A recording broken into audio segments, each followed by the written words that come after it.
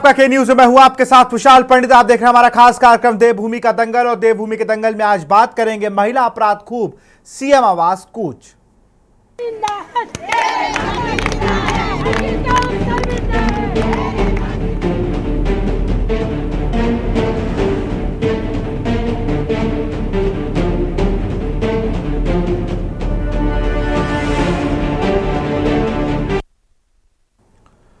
उत्तराखंड की राजधानी देहरादून में महिला उत्पीड़न व प्रदेश में हो रहे अपराध को लेकर महिला मोर्चा की प्रदेश अध्यक्ष ज्योति रौतेला के नेतृत्व में पार्टी के सैकड़ों कार्यकर्ताओं और वरिष्ठ नेताओं ने मुख्यमंत्री आवास कूच किया। कांग्रेस ने कहा कि प्रदेश में अपराधियों में पुलिस का खौफ बिल्कुल नहीं है। आज प्रदेश भर में महिलाएं बिल्कुल भी सुरक्षित नहीं है। महिलाओं के साथ उत्पीड़न के मामले भी लगातार बढ़ते जा रहे हैं, लेकिन सरकार इन घटनाओं को रोकने के लिए कोई ठोस कदम नहीं उठा रही है। सरकार का पूरा ध्यान है कि प्रदेश की जनता को भ्रमित करने और रोज नए इवेंट और उसका झूठ प्रचार प्रसार करने में ही रहता है। प्रदेश में माताएं, बहनें और मासूम बेटियां नाकाम सुरक्षा व्यवस्था की शिकार हो रही हैं। कांग्रेस महिला उत्पीड़न निवारण प्रकोष्ठ मांग करता है कि प्रदेश के सभी जिले में महिलाओं की सुरक्षा के प्रति प्रशासन अपनी जवाबदेही तय करे, अन्यथा कांग्रेस महिला उत्पीड़न निवारण प्रकोष्ठ को बड़ा जन आंदोलन करने के लिए बाध्य होना पड़ेगा। वहीं बीजेपी का कहना है कि कांग्रेस के पास कोई ठोस मुद्दा नहीं है। धामी सरकार प्रदेश में हो रहे अपराधों को रोकने के लिए सख्त कानून प्रदेश में लेकर आई है। आज इसी पर चर्चा करेंगे, लेकिन उससे पहले देखिए इस रिपोर्ट को।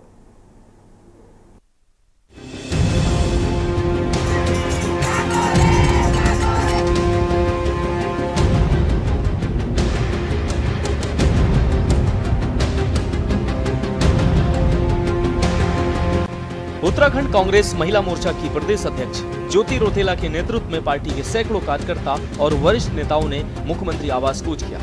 इस दौरान कांग्रेस ने बीजेपी सरकार के खिलाफ नारेबाजी की। कांग्रेस की रैली राजपुर रोड स्थित कांग्रेस भवन से होते हुए दिलाराम चौक होते हुए हाथी बड़कला पहुंची।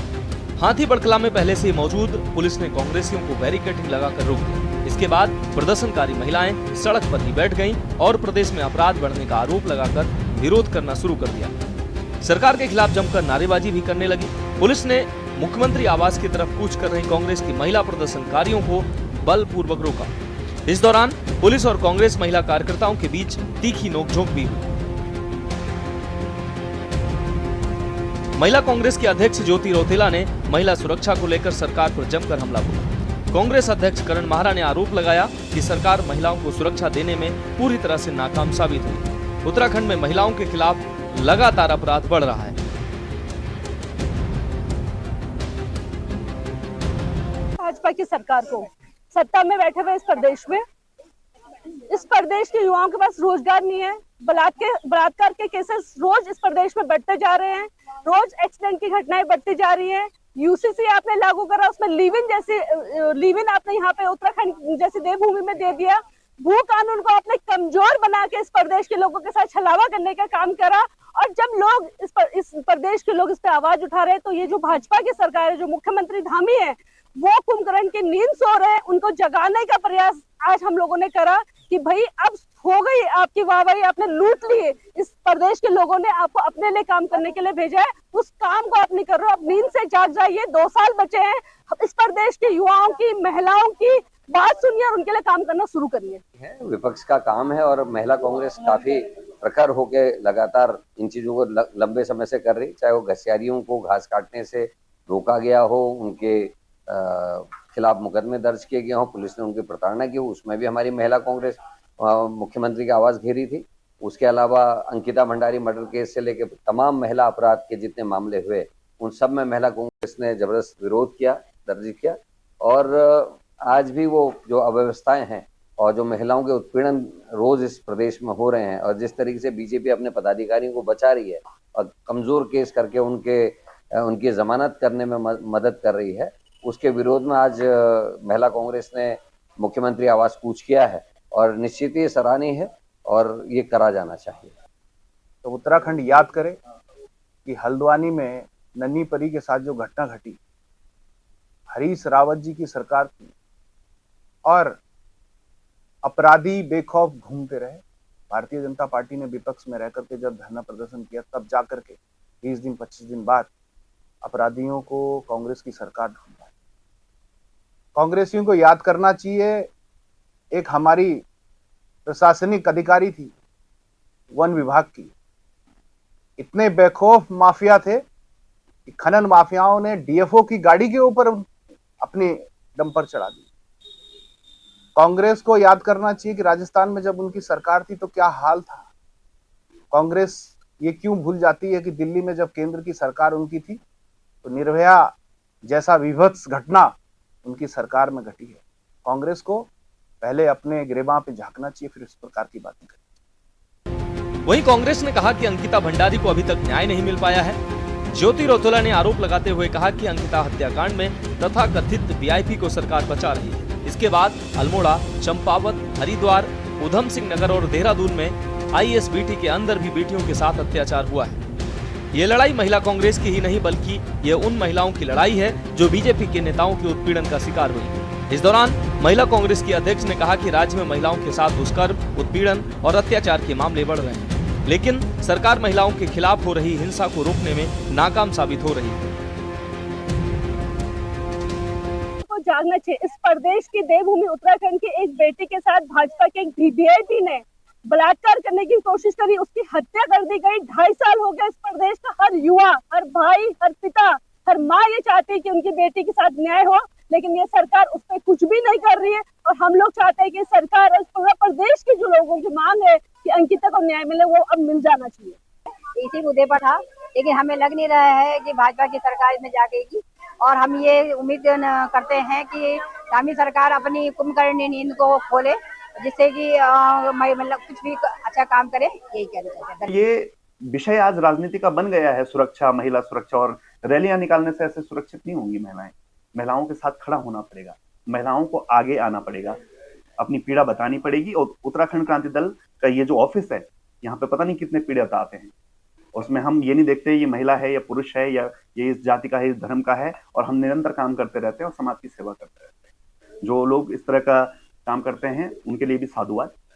आपको बता दें कि बीते दिनों 3 दिवसीय चले कांग्रेस के कुटुंब कार्यक्रम में शीर्ष नेताओं को लेकर अपना गुणवा जोड़ने का प्रयास किया गया। साथ ही बैठक में प्रदेश भाजपा की धामी सरकार की नीतियों के विरोध में व्यापक आंदोलन छेड़ने का निर्णय लिया गया। ये तय हुआ कि प्रदेश कांग्रेस कमेटी गढ़वाल एवं कुमाऊं में बड़ी रैली करेगी, जिसकी शुरुआत आज महिला कांग्रेस आंदोलन से राजधानी में कर दी गई है। आंदोलन में आज महिलाओं के खिलाफ बढ़ते अपराध शामिल रहे। आपको बता दें कि कांग्रेस को बीते लंबे समय से प्रदेश की राजनीति में बड़ा नुकसान हुआ। इसका कारण भीतरघात माना गया। इस समय कांग्रेस के हाथ खाली हैं और 2027 भी दूर है। यही वजह है अब कांग्रेस मुख्य विपक्षी दल की भूमिका को गहनता से समझते हुए सरकार को घेरने में जुट गया है। बहरहाल देखना होगा कि क्या सरकार को घेरने के साथ आम जनता का मन भी आगामी 2027 के लिए जीत पाएगा या नहीं। Uttarakhand desk report.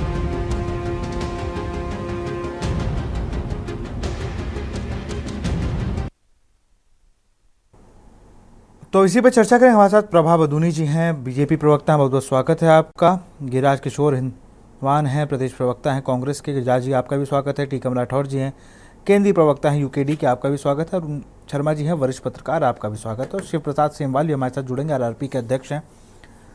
मैं पार्टियों का रुख करूंगा, उससे पहले मैं अरुण शर्मा जी के पास चलूंगा। अरुण जी, बड़ा कम मुद्दा होता है जब महिला कार्यकर्ता किसी पार्टी की सड़क पर उतरती हैं। अब कांग्रेस की महिला कार्यकर्ता सड़क पर उतरी महिला सुरक्षाओं को लेकर। उन्होंने कहा भाई हर ज़िले में महिलाएं यहाँ सुरक्षित हैं, सरकार सिर्फ अपना पीआर करके टीम को बढ़ा रही है, और दूसरी चीज़ लोगों को भड़का रही है। और जो यूसीसी में लिव इन का जो मामला है, उससे भी कहीं ना कहीं देवभूमि में महिलाओं को सुरक्षित नहीं है। तमाम चीज़ें लेकर आज पूरा प्रदर्शन हुआ है। अरुण शर्मा जी। जी विशाल, देखिए ये कांग्रेस ने जो किया है आज, ये आवाज इको हो रही है मुझे। एक बार आपको आ रही है? ठीक, आपकी आवाज ठीक आ रही है सर। अच्छा ठीक है। देखिए, कांग्रेस का काम, क्योंकि दल है, उसका काम है सरकार की नीतियों का विरोध करना।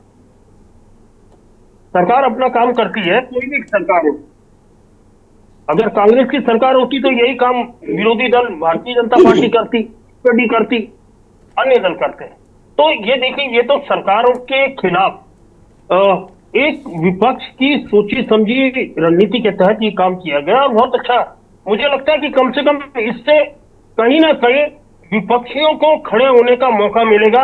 आज जो प्रदर्शन हुआ, और वो होना भी चाहिए, एक सशक्त विपक्ष लोकतंत्र में बहुत आवश्यक है।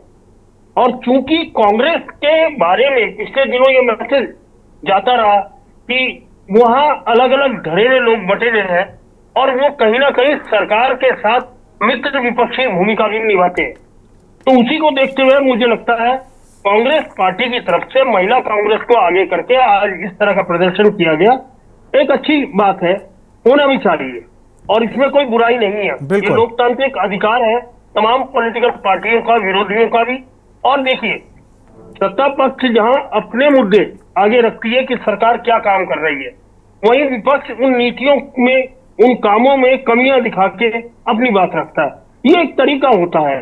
और दूसरी चीज ये है कि पिछले 3 लोकसभा चुनाव और 2 विधानसभा चुनाव के साथ अभी हाल में जो नगर निकाय चुनाव हुए, उनमें भारतीय जनता पार्टी की करारी जीत को देखते हुए ये निश्चित तौर पर, क्योंकि 2 साल अब कुल चुनाव को बचे हैं और इस सरकार को, भारतीय जनता पार्टी की सरकार को 8 साल हो गए, धामी जी को मुख्यमंत्री बने हुए 3.5 साल हो गए, तो इसको देखते हुए कांग्रेस के अंदर एक जागृति आनी भी चाहिए कि 2 साल चुनाव के लिए बचे और उससे पहले उन्हें ग्राम पंचायतों के चुनाव में जाना है, पीएससी जो पंचायत चुनाव होंगे उसमें जाना है। तो उसके लिए कांग्रेस के लिए ये वार्म अप का दौर है और कांग्रेस को निश्चित तौर पर इस लड़ाई को अभी और तेज करेगी कांग्रेस, मुझे ये लगता है, क्योंकि अब चुनाव नजदीक है और चुनाव से पहले तमाम दल अपने अपने हथियार पहले करने शुरू कर रहा है क्योंकि उनको चुनाव में उतरना है। और देखिए, दूसरी तरफ यह है कि एक कहीं ना कहीं लंबे समय से जो सरकार चली आती है उसके प्रति एक एंटी इनकम्बेंसी का द्योतक जनता के बीच में होता है। अब उसको भारतीय जनता पार्टी उस मिथक को किस तरह तोड़ेगी और कांग्रेस उस चीज को किस तरह जनता के बीच में भुनाएगी, ये आगे आने वाले समय में देखने की बात होगी। जी विशाल, फायदा मिलेगा कांग्रेस को। मैंने कई बार प्रदर्शन देखे हैं, मैंने कांग्रेस के, या आप मुझसे बेहतर बता सकते हैं, कांग्रेस को इस मूवमेंट को जब तक कंटिन्यू, भी आपको याद होगा अभी एक प्रश्न वोट बचाओ वाला भी वो चल रहा था अभियान, अब उस अभियान का क्या हुआ भगवान जाने। अभी मैं उस पर भी कांग्रेस के प्रवक्ता से पूछूंगा कि उस अभियान का क्या हुआ। तो 2-3 मूवमेंट शुरू जरूर हुए हैं, लेकिन वो कितना असर कर रहे हैं ये भी देखना होगा। अरुण जी, इसके ऊपर डिपेंड करता है विशाल कि कांग्रेस अपना कुनबा कितना एकजुट रख पाती है। बिल्कुल, क्योंकि हमेशा क्या होता है कि चुनाव से पहले कांग्रेस में बिखराव की स्थिति पिछले 2 चुनाव में, दोनों विधानसभा चुनाव में हमने साफ साफ देखी है। वहां सीटों को लेकर नेताओं के बीच में जो लड़ाई छिड़ी, अंततः जनता ने उससे विश्वास नहीं किया और भारतीय जनता पार्टी को विजय दिला दी। जी विशाल, बिल्कुल। जब मैं गिरिराज जी के पास चलूँ, गिरिराज जी जरा बताइए, पार्टी के वो जो पुराने प्रोग्राम चल रहे थे, जो अभियान चल रहे थे, वोट बचाओ, वोट और तमाम उसका नाम था, मैं भूल गया हूँ, और अब महिला कार्यकर्ताओं ने भी लगातार कहा कि उग्र आंदोलन होगा। सदन में उतनी अच्छी तरीके से बात उठती नहीं है और फिर दिक्कत क्या होती है जब चुनाव आता है, तो मैं देखता हूँ अभी कोई दावेदार नहीं दिख रहा है, लेकिन एक टिकट पे 8 दावेदार आ जाएंगे, फिर वो पार्टी छोड़ेंगे, फिर वो पार्टी की 10 जगह बातें बताएंगे। मथुरा दास जोशी उस चीज़ के आपको साक्षात उदाहरण है हमारे लिए कि मथुरा दास जोशी किस वजह से नाराज थे और कहाँ चले गए। विशाल जी, जी, सबसे पहले तो निश्चित रूप से आज जो महिला कांग्रेस की तरफ से ज्योति रौतेला जी ने उसका नेतृत्व किया, जो महिला कांग्रेस की हमारी अध्यक्षा हैं, निश्चित रूप से आज जो रैली आहूत हुई है विशाल जी, जिसमें महिला सुरक्षा को लेके जो मूल में जो बातें थी, महिला सुरक्षा को लेके, महिला अपराध जो बढ़ रहा है, विशाल जी 7 वर्षों से शासित है इस समय सरकार, 8 साल लगभग 8 वर्ष पूर्ण हो चुके हैं। पूर्ण होने जा रहे हैं। धामी सरकार इस समय रूल कर रही है। आप स्वयं सोचिए, महिलाओं के प्रति इस सरकार का वाकई कहीं कोई फोकस न होना, महिला अपराध के क्षेत्र में 9 पर्वतीय राज्यों में पहले पायदान पे इस प्रदेश को लेके आ जाना। विशाल जी जननी बन चुका है उत्तराखंड महिला अपराध के क्षेत्र में। एनसीआरबी की रिपोर्ट कोई कांग्रेस पार्टी नहीं कर रही इस बात, और धामी सरकार के लोग वाकई बड़े सीरियसली इस बात को रख रहा हूं विशाल जी। जितने बलात्कार हुए अंकिता भंडारी को लेकर, और सल्ट तक इनके अपने मंडलाध्यक्ष, इनके एक राज्य मंत्री के बच्चे उसमें शामिल होना, दुग्ध संघ का अध्यक्ष एक शामिल है। आप स्वयं सोचिए, कहां इस बात को डिनाई किया जा सकता है? जो भाजपा आज 3 वर्ष पूरे होने पे अपनी पीठ को थपथपा रही है और कह रही है कि बेमिसाल 3 वर्ष हमारे उत्तराखंड में हुए हैं धामी सरकार, धाकड़ धामी सरकार के नेतृत्व में। विशाल जी, कहां तक सच्चाई है इन बातों में? आप स्वयं सारी चीजों को देख रहे हैं, वॉच कर रहे हैं, सारी चीजें विजिबल हैं। एक कॉमन मैन भी इस चीज को देख रहा है कि चाहे महिला अपराध के क्षेत्र में हो, उसका बढ़ना हो, डकैतियों का बढ़ना हो, बेरोजगारी चरम पे प्रदेश में। आज पर्वतीय क्षेत्र, हमारा सुदूर ग्रामीण क्षेत्र, जिसमें आखिरी पायदान के ग्रामीण को वाकई सरशब्द होना चाहिए था, उसके बच्चे को अच्छा एजुकेशन मिलना चाहिए था, उसको वाकई फाइनेंशियली साउंड होना चाहिए था। यही तो एक मूल में हमारी पृथक राज्य मांगने के पीछे एक अवधारणा थी विशाल जी। और सरकार अपनी पीठ थपथपाए। एक मंत्री इनका कोर्ट भी उसमें सख्त टिप्पणी करता है, गणेश जोशी। आय से अधिक संपत्ति के मामले में विजिलेंस को आप स्वीकृति नहीं देते, विजिलेंस के जज को आप ट्रांसफर कर देते हैं। धामी सरकार की बात मैं आपके सामने रख रहा हूं, इनके जो कृत्य हैं इस प्रदेश में इन 8 वर्षों में।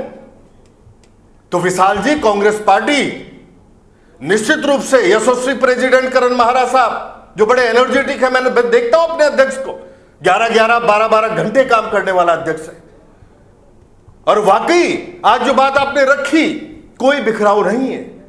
आज समूची पूरी पार्टी एकजुट होकर काम कर रही है, और विपक्ष जो आज सोई हुई मुद्रा में है, भ्रष्टाचार में लिप्त इनके मंत्रीगण हैं।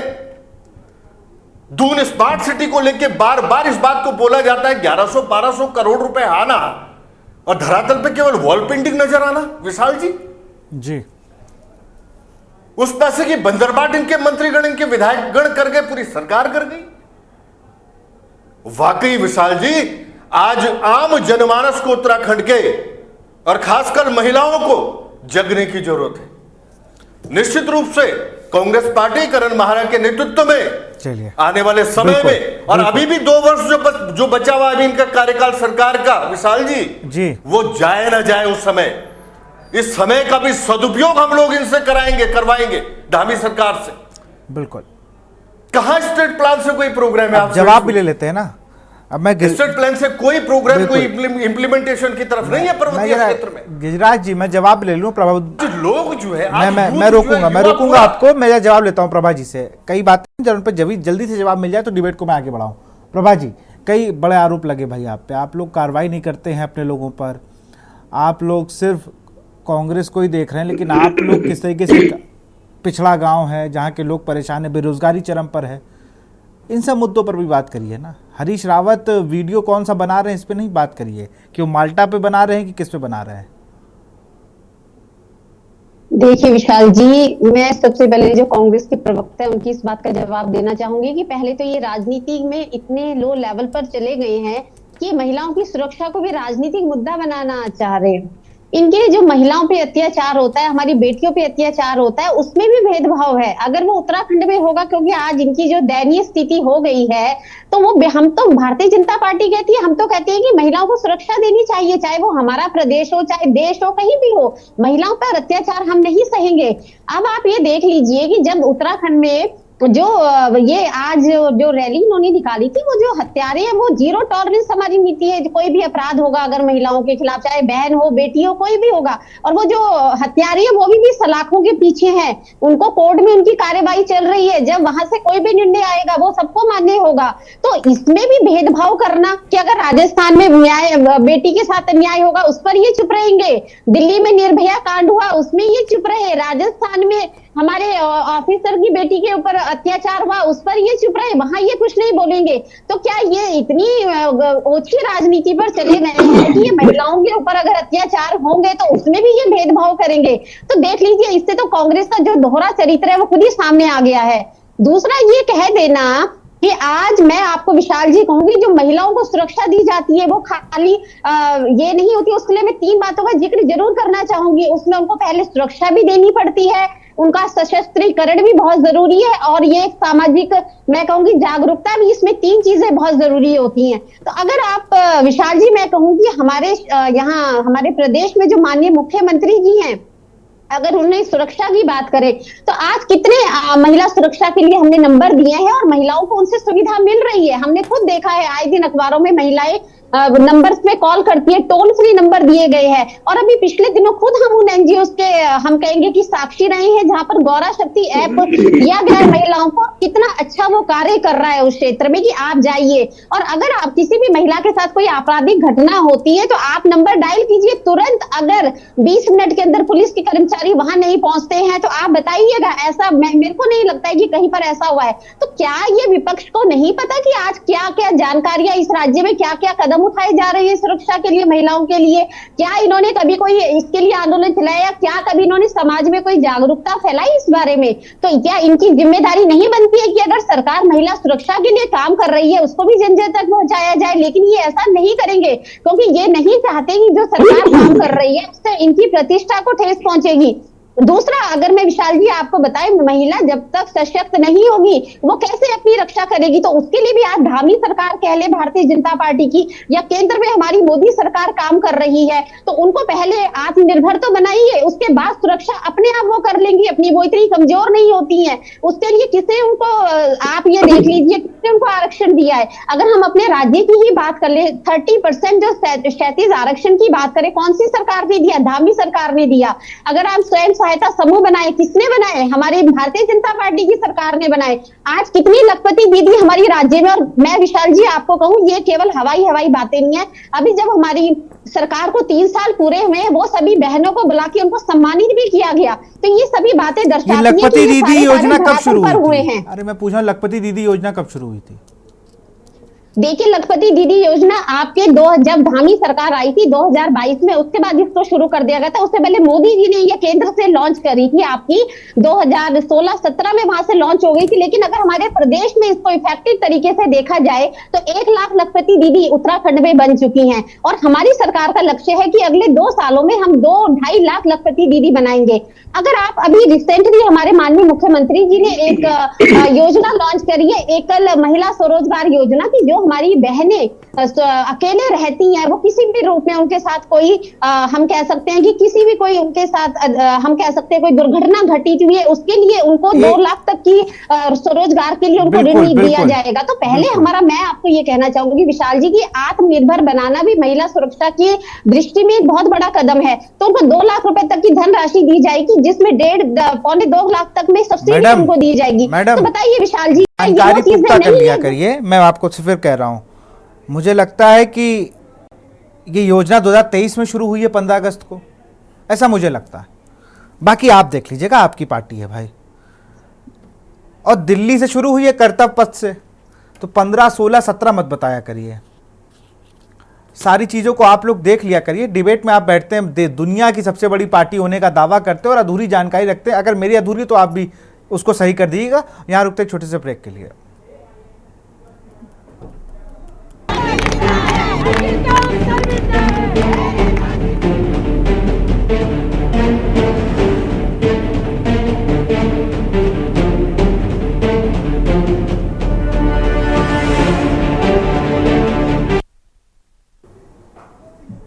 ब्रेक के बाद आपका स्वागत है और सब मैं रुक करूंगा अब जरा टीकम राठौर जी का, केंद्रीय प्रवक्ता हैं यूकेडी का, फिर मैं और भी गेस्ट शिव प्रसाद सेमवाल भी हमारे साथ जुड़ चुके हैं।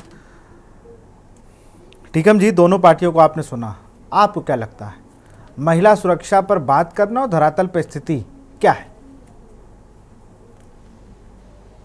देखिए विशाल भाई, ये सब हवाई बातें कर रहे हैं। भारतीय जनता पार्टी भी हवाई बातें कर रही है।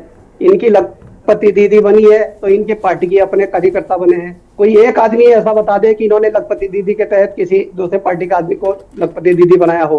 तो ये भेदभाव पूरी तरीके से जो धामी सरकार है वो पूरे भेदभाव तरीके से काम कर रही है, जो कि किसी राज्य के लिए बिल्कुल भी हितकर नहीं है। और रही बात महिला अपराध की, उत्तराखंड जो हिमालय राज्यों में सबसे पहले नंबर पर है और इसके जो तमाम जो आंकड़े हैं, जो 2019 के आंकड़े हैं, इनके 2571 महिलाओं पे यहाँ अपराध हुए हैं और 2020 में 2846 पे यहाँ अपराध हुए हैं। और ये तमाम जो बढ़ता आंकड़ा है 2021 में 3431 पे ये आंकड़ा बताता है। तो ये आगे बढ़ते बढ़ते इसका क्रम बहुत ऊपर निकल रहा है और ये देश में पहले स्थान पर उत्तराखंड राज्य को इन्होंने खड़ा कर दिया है। तो हम तो ये कहते हैं, जो यूसीसी की भी आज धामी सरकार बात कर रही है, लिविंग इन रिलेशन वाला जो ये दो बिंदु इन्होंने ये डाले, एक अस्थायी निवास वाला लिविंग इन रिलेशन, इसमें ये तमाम जो ये उन्माद के जो कारण है, जिसमें ये क्राइम बढ़ने की जो संभावना है, ये हम तो इसमें बार बार ये कह रहे हैं, इसको दोनों बिंदुओं को वापस करें। एक साल का जो अस्थायी निवास बना रहे हैं आप, ये भी बहुत गलत बात है। इसमें भी उन्माद पैदा होंगे और ये हमारा भू कानून भी कमजोर करेगा। तो ये जो अपराध है, अपराध को ये खुद ही संरक्षण कर रहे हैं। और आपने पिछले उसमें देखा, इनके अपराधी सबसे ज्यादा तो भारतीय जनता पार्टी के अपने हैं, अपने पार्टी के नेता हैं। अब ये दुग्ध संघ के आपने देखा, मुकेश बोरा को देखा आपने, लाल कुआं वाले, इन्होंने ये दुष्कर्म के मामले में दोषी पाए गए। अल्मोड़ा के सल्ट से ये आते हैं। तो ये नहीं, अल्मोड़ा के सल्ट से एक इनका दूसरा अध्यक्ष है, जो पूरे जिला पंचायत जो जिला अध्यक्ष है, वो भी एक नाबालिग दुष्कर्म में पकड़ा गया है। उसके भी कई तमाम ऐसे केस हैं इनके, जो अपने अपराधी इनके अपनी पार्टी के जो तमाम जो अपराधी हैं वो पार्टी में ही मिल रहे हैं। तो ये दूसरों पे क्या ये काम करेंगे। और खुद ये देखिए ना, जो हमारे प्रदेश के जो मुख्यमंत्री है, तो जब ये अंकिता वाला केस हुआ, आपका वनंतरा रिसोर्ट वाला जो कांड हुआ, उसमें भी जो ये पुलकितारिया है, पुलकितारिया के इन्होंने साक्ष्य मिटाने का काम खुद मुख्यमंत्री जी कर रहे हैं। धारा 120 का उल्लंघन करवाया इन्होंने, रातों रात इन्होंने कमरा तोड़वाया। ये तमाम जो ऐसी प्रक्रियाएं, आईएसबीटी भी यहाँ गैंग रेप होता है, दिन दहाड़े ये चीजें हो रही है। ये तमाम जो व्यवस्थाएं हैं, ये जो अपराध है, ये अपराधी प्रवृत्ति के जो लोग इन्होंने मानसिकता वाले जो पाल रखे हैं, ये खुद भारतीय जनता पार्टी खुद इनको संरक्षण दे रही है। जब तक ये संरक्षण देना बंद नहीं करेंगी, तब तक ये कांड होते रहेंगे। और इसी प्रकार से मैं अभी कहना चाहता हूं, हमारे सेना से बेचारे बहुत बड़े मुश्किलों से वो सेना से निकल के बाहर आए हैं, अब रिटायरमेंट के बाद वो घर पहुंचे हैं, उनके घरों में मारपीट हो रही है, उनके लोगों को मार दिया जा रहा है, उनके बेटियों के साथ अभद्रता की जा रही है। अब ये डोईवाला ऋषिकेश में भी एक कांड हुआ, अभी यहाँ पे आनंद विहार में हुआ पिछले साल। तो ये आप बताइए ना, जब ये तमाम केस सरकारों को दिख रहे हैं, तो आप काम कहाँ कर रहे हैं? आपने लॉ एंड ऑर्डर को तो बिल्कुल घुटनों पे टिका के रख दिया। तो आप कानून बनाने से क्या होगा? आपकी इच्छा शक्ति ही नहीं है मजबूत। यदि आपकी इच्छा शक्ति मजबूत हो तब तो चलो बात बनती है। आप खुद अपराधियों को संरक्षण देने का काम कर रहे हैं, तो किस प्रकार से जो ये राज्य है ये आगे कैसे बढ़ेगा? ये अपराध तो आप, ये हम नहीं बता रहे हैं, ये जो हिमालय राज्यों में हम प्रथम स्थान पे आ रहे हैं, ये क्या माला पहनाए जाके मुख्यमंत्री को? क्या आपने ये भी कीर्तिमान एक स्थापित कर दिया है इस देवभूमि के अंदर कि आप पहले स्थान पे पहुंच रहे हैं?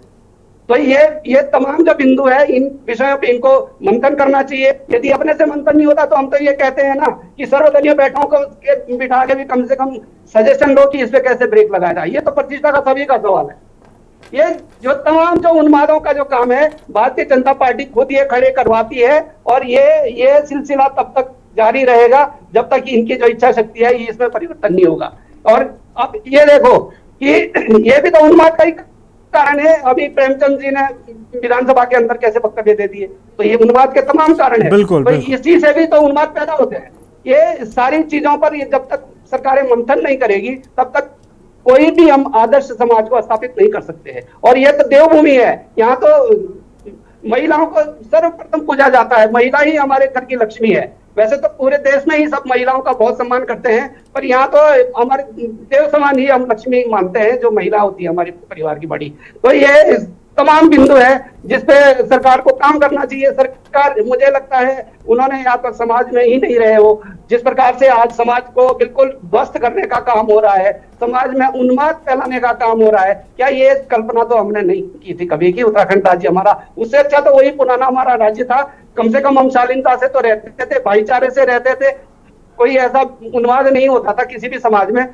मिलते थे भाई लोग, बड़े अच्छे उससे मिलते थे, चाहे वो मुसलमान हो, चाहे हिंदू हो, चाहे कोई भी कम्युनिटी के लोग थे, तो हम बड़े प्यार से मिलते थे। आज भी कई गांव मुसलमानों के हमारे गढ़वाल में हैं। तो ये तमाम विषय हैं जिसमें आज एक तरफा कार्रवाई हो रही है, आप कहीं मस्जिदें तोड़ रहे हैं, तो भाई जो अवैध आपके मदरसे क्या अवैध है क्या, और कंस्ट्रक्शन अवैध नहीं है। ये इनकी जो मानसिकता है। बिल्कुल टीकम जी, मैं रोकूंगा, समय की कमी। हम जरा हमारे साथ शिव प्रसाद सेमवाल जी हैं, अध्यक्ष आरआरपी पार्टी के।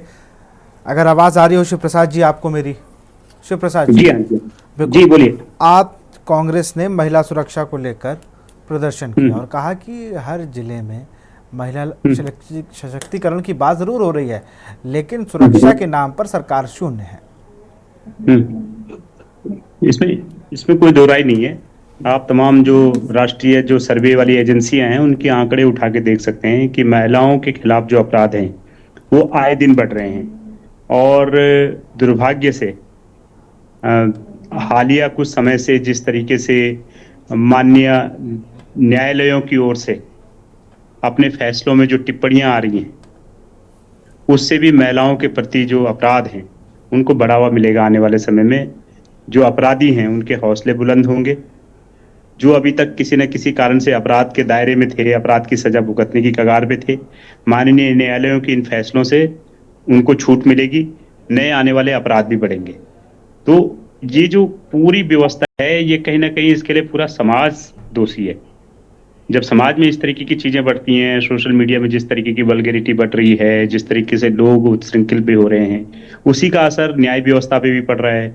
उसी का असर उसी का असर जो है हमारे समाज के द्वारा जो चुनी हुई सरकारें हैं वो भी कुछ वैसी ही चुनी जा रही हैं कि जैसे लोग होंगे वैसे प्रजा होगी।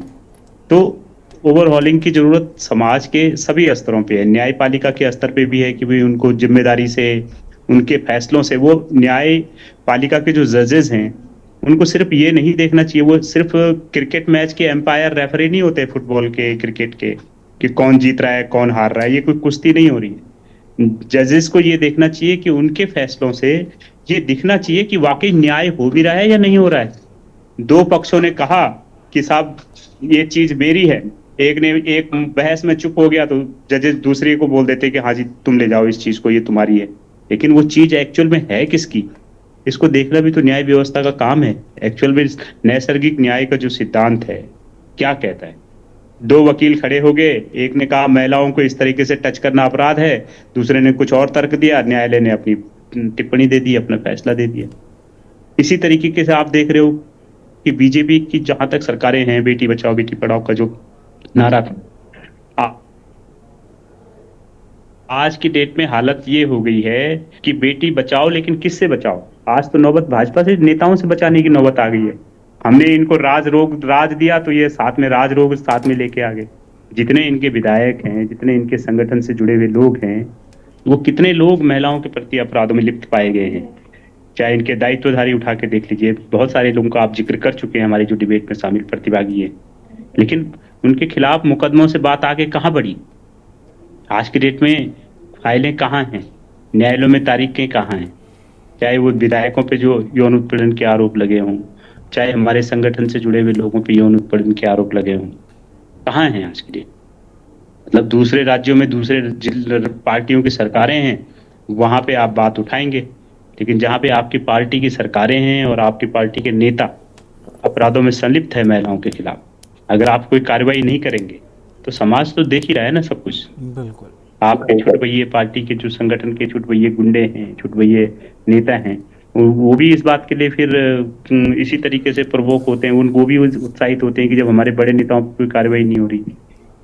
तो मुझे लगता है कि सुधार की सभी स्तरों पे जरूरत है, हर तरफ जरूरत है। समाज में भी थोड़ा जो कंटेंट शेयर हो रहा है ना हम लोग के फीड्स में, उन पे भी बहुत ज़रूरी, क्योंकि उत्तराखंड देवभूमि बहुत सिद्ध जगह मानी जाती है। उसको कहीं ना कहीं किसी, वो सबका काम है, मेरा भी काम है, आपका भी काम है कि किसी भी तरह को उसको हानि ना पहुंचे, जिसके लिए वो प्रसिद्ध है। गिरिराज जी हमारे साथ कांग्रेस प्रवक्ता लगातार बने हुए। गिरिराज जी, आप कुछ कहना चाह रहे थे? जी विशाल जी, अगर आज जो सिनारियो दिख रहा है जी, वाकई प्रदेश में महिला अपराधों का बढ़ना, महिला सुरक्षा में अगर वाकई सेंधमारी कहीं दिख रही है, जो चीजें विजिबल है, सबसे बड़ा मूल में जो कारण है विशाल जी, सरकार की जो लीडरशिप है भाजपा की, वो निरंकुशता की तरफ, अहंकार को लिए हुए है। इनको वाकई दूसरा टेन्योर इनका चल रहा है। देखिए आप, जनता ने, उत्तराखंड की जनता ने, जनमानस ने भर भर के इनको वोट किए। दूसरी बात, सरकार इनकी बनी उत्तराखंड में। वाकई इस सरकार को, धामी सरकार को अपने पूरे इमोशंस और सेंटिमेंट्स को लिए हुए उस जनमानस के बीच में होना चाहिए था, जिनका मैं जिक्र कर रहा हूं, जिन्होंने भर भर के इनको वोट किए। क्या दे रहे हैं ये लोग? जो मैं निरंकुशता कह रहा हूं, जो मैं अहंकार कह रहा हूं, आज वाकई अगर बात आ रही है, अभी बात रखी उन्होंने भी, सेमवाल जी ने, कि जनमानस को जगने की जरूरत है विशाल जी। ये वाकई आज एक मंत्री अगर कुछ स्टेटमेंट इस तरह का दे जाता है भरी असेंबली में कि एक बहुत बड़ा जन समूह जो है, उससे जो जनता वास कर रही है उत्तराखंड में, वो आहत होती है। आप स्वयं सोचिए, अगर महिला अपराध के क्षेत्र में अगर ये बात हो रही है कि जितने भी उसमें जो कल्पित हैं, भाजपा की जो लीडरशिप उसमें शामिल है, अगर वाकई आज तक उन बच्चियों को अगर न्याय नहीं मिल पा रहा है, तो आप स्वयं सोचिए सरकार किस दिशा में, किस ट्रैक पे, किस पाथ को लिए में उत्तराखंड में विशाल जी। आज आम जनमानस, आज वाकई आप यूथ को देखिए, सड़कों पे है, उद्वेलित है, आक्रोशित है। कहां सरकार उसके बारे में कहीं सोच रही है? तो वाकई इसका निचोड़ यह है विशाल जी, कांग्रेस पार्टी की तरफ से करण महाराज जी के नेतृत्व में, कि वाकई जनमानस जगे, जनमानस वाकई इस तरह से जगे कि वाकई एक जगने का मतलब ही ये होता है कि अगर सरकार इस तरह से आप बनाते रहे, अगर इन नेताओं को आप पोषित करते रहे, ये पोषित करना हुआ, वोट के रूप में परिणति होती है निश्चित रूप से। अगर हम 27 को भी लेके चल रहे हैं विपक्ष के रूप में, अगर हम असेंबली में डिबेट में पार्टिसिपेट कर रहे हैं, करण महाराज जी अगर वाकई पीसीसी हमारे प्रेसिडेंट हैं, सड़कों पे हम लोग ज्योति रौतेला के नेतृत्व में महिला कांग्रेस एक सवाल है आपसे, तो ये सोच के चल रही है आंदोलनरत। अगर पिछली बार गणेश गोदियाल, भाई आने वाला जो मेरी बात भी सुन लीजिए, गणेश गोदियाल ने संगठन को बढ़ाया, पार्टी को बूम दिया, और जब वो बड़े फैसले लेने लगे तो अंतरकलह उनको खा गई, उनका पद खा गई। मैं हर कांग्रेस के प्रवक्ता से यही पूछ रहा हूं कि 2027 के पहले तक या अभी कुछ समय तक प्रदेश अध्यक्ष करण महारा रहेंगे? ये भी बड़ा सवाल है। अगर उनके लीडरशिप में लोग दाएं बाएं भाग रहे हैं, तो इधर भी वही दिक्कतें हैं। अरे सुन लीजिए, अरे आप सुन लीजिए, फिर वही आज सवाल क्या हो रहा है? आज मूल में सवाल क्या है? महिला अपराध के क्षेत्र में अगर जननी बन चुका है 9 पर्वतीय राज्यों में ये प्रदेश, तो निश्चित रूप से इसमें हाथ आपको भी होना चाहिए, कांग्रेस पार्टी को भी होना चाहिए, यूकेडी को भी होना चाहिए, और आम जनमानस जो वास कर रहा है इस प्रदेश में, सेमवाल साहब, सबको हाथ होना चाहिए। और कहां एक जो निश्चित है। और सुनिएगा, कांग्रेस पार्टी में करण महाराज अभी अध्यक्ष है, तुमको नहीं संभाल पा रहे, केंद्रीय नेतृत्व विशाल जी निर्णय लेता है कोई, निश्चित रूप से आज वो पूरे एनर्जी के साथ, पूरे एनर्जेटिक होते हुए, साथ में प्रीतम सिंह जी को, साथ में यशपाल आर्य जी को, साथ में हरीश राव जी को, टॉप लीडरशिप को साथ लिए में हम लोग चल रहे हैं। हमारी चिंता छोड़ दीजिए आप, लेकिन आप सेमवाल जी, एक सेकंड प्रभा जी, मैं रोकूंगा, जरा उनकी बात पूरी हो जाए फिर बोल लीजिए। तरफ से जितने प्रयास, अरे मैं फिर कह रहा हूं, रुक जाइए प्रभा जी, अगर सही दिशा में अगर ले जाना है, आप सुन लीजिए, आखिरी ग्रामीण जो हमारा है पर्वतीय क्षेत्र में, उस तक अगर वाकई विकास की बाट जो जोड़ा है, उस तक विकास पहुंचे, और महिला अपराध के क्षेत्र में वाकई अगर हम अपने प्रदेश को देवभूमि मानते हैं, आज अगर लिविंग रिलेशन की भी बात हो रही थी अभी, इस देवभूमि में इस तरह की बातें, अरे क्या यूसीसी लेके आ गए आप? आज यूसीसी का भाजपा राग लाप रही है विशाल जी। सेंट्रल का मुद्दा है, निश्चित रूप से केंद्र का मुद्दा है। जी मैं इस बारे में और आप अरे बिल्कुल आ रहा हूं आपके पास प्रभा जी, पूरे उनकी बात पूरी हो जाए ना, फिर आऊंगा, फिर आप वो बीच में बोलेंगे, फिर आप बोलेंगे, ऐसा नहीं चल पाएगा। पूरा शेड्यूल ट्राइब को आपने अलग कैसे कर दिया इसमें यूसीसी में? शेड्यूल ट्राइब कोई लाभान्वित होने लायक मास नहीं है, चाहे बोक्सा जनजाति हो, चाहे जौनसारी हो, चाहे थारू हो, चाहे भोटिया जनजाति हो, उनको कोई लाभ नहीं मिलना चाहिए आपके यूसीसी का? क्या लंगड़ा यूसीसी लेके आ गए? चलिए जवाब ले लेते हैं, जवाब ले लेते हैं। चलिए ठीक है, गिरिराज जी जवाब ले लेते हैं प्रभा जी से। प्रभा जी जवाब दीजिए। विशाल जी सबसे पहले तो मैं ये कहूंगी, आप इनकी भाषा शैली देख लीजिए, जिस प्रकार ये बोल रहे हैं आखिरी गांव, ये वही लोग हैं जिन्होंने कभी सीमावर्ती गांव को हम कहेंगे मेन धारा से जोड़ा ही नहीं। ये तो हमारे भारतीय जनता पार्टी की सरकार है जो सीमावर्ती गांव को, माना गांव को आज हम पहले गांव की संज्ञा देते हैं। और आज जो वहां पर विकास के कार्य चल रहे हैं, क्या वो किसी से छुपे हुए हैं? क्या वो धरातल पर नहीं हो रहे हैं? अगर कांग्रेस को आज भी ये लगता है, बाजी कर रहे हैं, वो बिल्कुल भी नहीं है। बिल्कुल बिल्कुल जवाब दे रही पहले। तो वो जनता का कानून था। जनता ने, हम जब चुनाव में आए थे 2022 में, तो हमने, ये हमारा चुनावी घोषणा पत्र था कि हम यूसीसी लेकर आएंगे। तो अगर जनता को वो स्वीकार्य नहीं होता तो वो हमें क्यों चुन के लेके आती? और लिव इन रिलेशनशिप, कोई भारतीय जनता पार्टी ने ये नहीं कहा है कि आप राज्य में लिव इन में रहिए। पहले समझ तो जाइए कि लिव इन क्या है। इन लोगों ने अभी तक उसको पढ़ा ही नहीं है। ये तो पूरे देश में लागू है। हमने तो बल्कि इसको कानून का अमली जामा पहनाया है कि अगर हमारे राज्य में कोई लिव इन में रहेगा तो रजिस्ट्रेशन कराना पड़ेगा। तो सवाल किया मैंने विशाल जी के माध्यम से, आपने शेड्यूल ट्राइब को, थारू को, बोक्सा को, इस तरह का राजनीति का माहौल पैदा ना करें। आपने अलग थलग क्यों रखा होगा यूसीसी से? उन पे कौन सी कार्रवाई कर दी? उन्होंने गालियां नहीं दी। विधानसभा के बाहर खड़े होकर, वो उत्तराखंड में कोई कहीं भी रहता, उससे क्या फर्क पड़ता है? आज ये जिस प्रकार का माहौल यहाँ पर बना रही है उत्तराखंड की, आपसे सवाल आज भी बनता है महिला अपराध। अच्छा इसका जवाब भी दे दीजिए ना प्रभा जी, जब आप सारा जवाब दे रही हैं तो इसका जवाब भी दे दीजिए। शेड्यूल ट्राइब्स को बाहर क्यों रखा गया यूसीसी से? उनका सवाल है जिसके लगातार वो आपसे जी इसका जवाब भी दे दीजिए। विशाल जी मैं इसमें ये बात, जी मैं ये कहना चाहूंगी, जो हमारा यूसीसी उसमें इसलिए रखा गया कि जो हमारे ओबीसी और जो ये शेड्यूल ट्राइब्स होते हैं, उनकी एक अपनी अलग संस्कृति होती है। विशाल जी अगर हम आज की जनरेशन में भी देखें, जो हम लोग शहरों में रहते हैं, कितना फर्क है हम लोगों में और जो हमारे आसपास के लोग रहते हैं। कि इवन मैं तो ये कहूंगी वो किसी भी जाति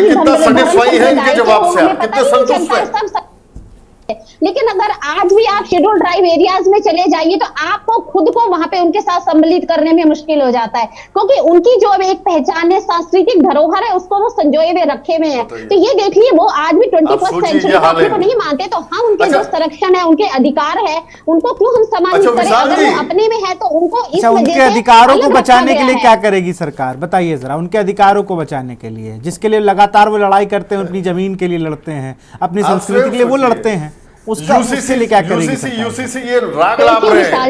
अगर कोई बेनिफिट अगर उस शेड्यूल ट्राइब को मिल सकता है तो नहीं देंगे। नौकरियों में उनके लिए आरक्षण दिया गया है, उनकी जो जमीनें हैं उनको अलग से संरक्षित किया गया है, ताकि जो उनके संसाधन है उनपे कोई बाहर से जाकर उनपे हम कह सकते हैं अवैध रूप से कब्जा ना करे। और नौकरियों में उनको आगे बढ़ाने के लिए सरकार प्रोत्साहित कर रही है, चाहे वो केंद्र की सरकारें हो, चाहे वो राज्य की सरकारें हो।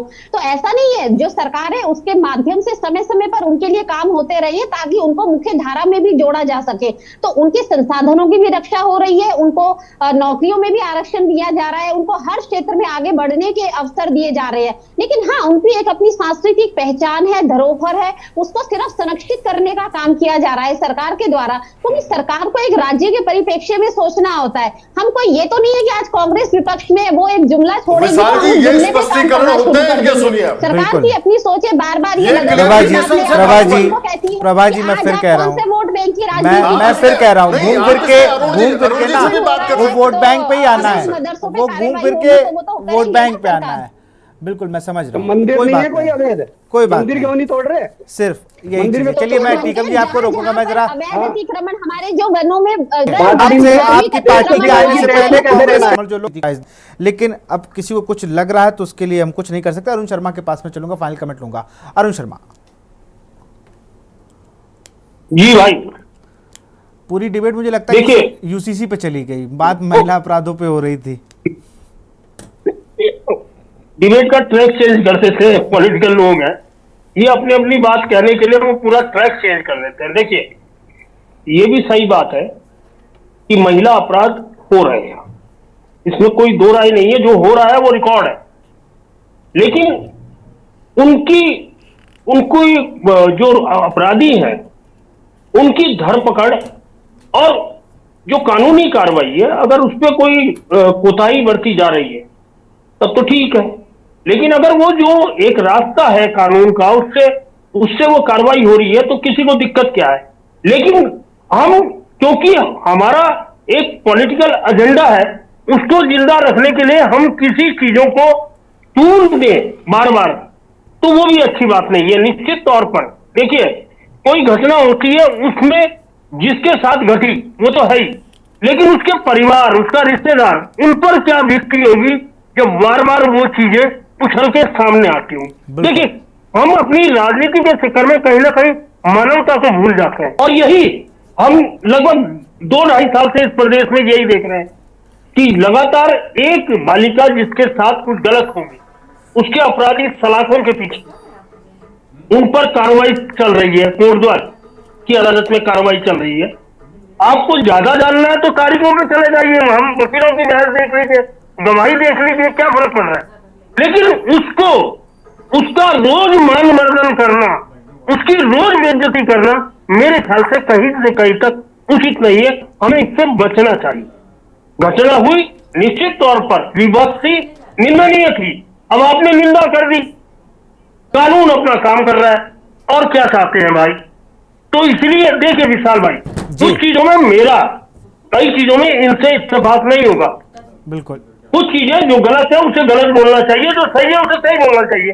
आप राजनीति कर रहे हैं, बिल्कुल सही है, क्योंकि आप पॉलिटिकल पार्टी है, विपक्ष के लोग हैं, करनी चाहिए। सत्ता पक्ष को अपना पक्ष रखना चाहिए, विपक्ष को उसके खिलाफ बोलना चाहिए, कोई दिक्कत नहीं। लेकिन हम एक लड़की को रोज मार रहे हैं, रोज उसके साथ दुर्व्यवहार कर रहे हैं, जो बेचारी कहीं परलोक में सिधार बेच चुकी है, तो ये गलत है। जी विशाल भाई। बिल्कुल, टीकम राठौर जी कुछ कहना चाह रहे हैं। विशाल जी, जिस प्रकार से अरुण शर्मा जी ने कहा, हम ये कहना चाहते हैं, आज कोर्ट कह रहा है, अंकिता के केस में खुद कोर्ट कह रहा है कि जो न्याय हम देने जा रहे हैं, जिस प्रकार से हमारे पास केस के जो एविडेंस आ रहे हैं, उससे हमें बड़ी पीड़ा हो रही है कि हम उसके हिसाब से जो धाराएं होनी चाहिए थी, वो धाराएं उस साक्ष्यों के कारण, सही साक्ष्यों के कारण एजेंसियां सही साक्ष्य नहीं दे पाई, जिसके कारण हमें गलत निर्णय देने पड़ रहे हैं, और हमें बहुत पीड़ा है इसके लिए। ये कोर्ट ने खुद कहा है, तो हम इसलिए कह रहे हैं। कौन सा निर्णय आ गया अभी? हियरिंग चल रही है, उसमें सुनवाई हो रही है बराबर, अभी कोई फैसला कहाँ आया है? अभी जो केस की जो वो थी, तारीख थी, उसमें यही कोर्ट ने अभी कहा है कि ये आपको पता है, शायद आपको, अरुण शर्मा जी, फिर आपको पता नहीं है। जो मैं ये कहना चाहता हूँ, हमारे तो आशु तो खुद है, उसमें वकील है, तो जो पिटीशन वहां दायर हुई उसमें उन्होंने कहा कि जो एजेंसी है वो सही रूप से साक्ष्य नहीं दे पाई, जबकि होना तो ये चाहिए था कि जिस दिन वहां पे केस ये हुआ उस दिन वो भूमि बिल्कुल सीज होनी चाहिए थी, जिसके कारण ऐसा नहीं हो पाया है, और जिसमें उन्होंने सीधे सीधे कोर्ट ने सरकार पर भी प्रश्न चिन्ह खड़े किए। तो बात ये है, बात हम ये नहीं कह रहे हैं कि आज कोई ऐसा विषय है राजनीति में, ये कहता हूं जिस विषय पे आज आपने डिबेट रखी है, यदि मानव मर्यादा सभी में है जो यहाँ पे डिबेट में बैठे हैं, तो मैं ये कहता हूँ राजनीति ना करें, क्योंकि ये विषय कुछ अलग है। तो इस पे हमें वो बात करनी चाहिए जो इंसानियत और मानवता के लिए हितकर होती है। तो इसमें हम ये कहना चाहते हैं, आपने अभी कहा कि अनुसूचित जनजातियों को इन्होंने उससे सीधे क्यों बाहर रखा, मैं ये कहना चाहता हूं उसमें भी जो अनुच्छेद 13 है, अनुच्छेद 13 के कई पार्ट है, उस प्रावधानों को स्टेट को कानून बनाने का अधिकार ही नहीं देते। जब वो कानून यूसीसी के तहत यदि इसको भी जोड़ते तो स्वतः ही वो खारिज हो जाता यदि वो कोर्ट में उसकी पिटीशन जाती। तो ये इनका डर था जिसके कारण इन्होंने उनको बाहर रखा है। खैर ये अलग विषय है, हम इस पे ज्यादा डिबेट आज नहीं ले जाना चाहते।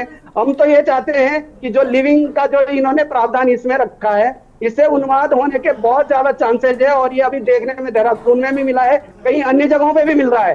तो ये इससे जो केस है ये बढ़ेंगे। हमें इस दिशा से बचने के लिए सरकार को तुरंत इस दोनों जो बिंदु है इसमें से लिविंग और उसका ये दोनों बिंदु इसको हटाने चाहिए जल्दी से जल्दी, ताकि कोई इस केसों में कोर्ट की न्यायालय की तरफ ज्यादा प्रभावित ना हो जाए। चलिए मैं फाइनल कमेंट लूंगा जो हमारे गिरिराज किशोर जी हैं। गिरिराज जी, आपको क्या लग रहा है, आपके इस मूवमेंट को कब तक आप इसको चलाएंगे? महिला कब तक प्रदर्शन करेंगी? क्योंकि आपके नज़र में सरकार, आपको लग रहा है सरकार मानने वाली नहीं है, सरकार कुछ करेगी नहीं। विशाल जी, मैं अरुण जी का बड़ा सम्मान करता हूँ, बहुत विद्वान पत्रकार हैं, बड़ी छनी हुई बातें करते हैं, बड़ा फिल्टर, उनकी जो बातें होती हैं बड़ी छनी हुई। लेकिन एक बात जो उन्होंने रखी कि कांग्रेस पार्टी केवल एक मुद्दे पे, अगर अंकिता भंडारी पे बात करती है तो निश्चित रूप से अपने इमोशंस को लिए हुए इस बात को रखती है कि उस बच्ची को न्याय मिलना चाहिए। और आज अगर भाजपा शासित है, 7-8 वर्षों से शासित है, और वाकई इन 3 वर्षों को अगर हम देखते हैं विशाल जी, तो महिला अपराध के क्षेत्र में अगर बार बार बात रखी जा रही है कि 9 पर्वतीय राज्यों में पहले पायदान पे भाजपा लेके आ गई है इस प्रदेश को, वाकई महिला असुरक्षित अपने को महसूस कर रही है। और केवल अंकिता भंडारी की बात नहीं रखती है कांग्रेस पार्टी, उसके बाद जितने भी जो इंसिडेंट हुए, सल्ट तक की बात रखी है, आईएसबीटी की बात रखी है, उस बच्ची 12-13 साल की जिसके साथ दुराचार हुआ। निश्चित रूप से अगर भाजपा के लोग इसमें शामिल हुए रहे और मंडल अध्यक्ष, दुग्ध संघ का अध्यक्ष अगर इसमें शामिल हो, तो आप स्वयं सोचिए कि जनमानस के प्रति कहां समर्पण है इस सरकार का। उत्तराखंड का समूचा जनमानस आपके लिए गौण हो चुका है, कोई लेना देना नहीं है इस सरकार को। आज अगर बच्चियां सुरक्षित महसूस कर रही हैं, महिला अपराध अगर बढ़ रहा है प्रदेश में, तो कांग्रेस पार्टी करण महाराज जी के नेतृत्व में इस बात को रखेगी, आंदोलनरत होगी, इनको जगाने का प्रयास करेगी भाजपा को। दागर धामी साहब जगह, आपकी सरकार के भी 2 वर्ष और बाकी हैं, उसमें वाकई ये सरकार जो है अगर सही ट्रैक पकड़ेगी आने वाले समय में, तो अप्रिशिएट भी हम लोग करेंगे इनको निश्चित रूप से।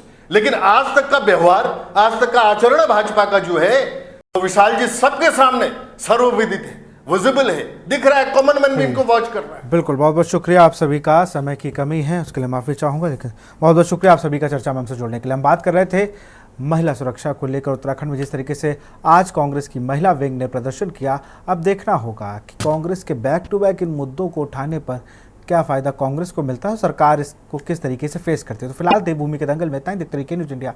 नमस्कार।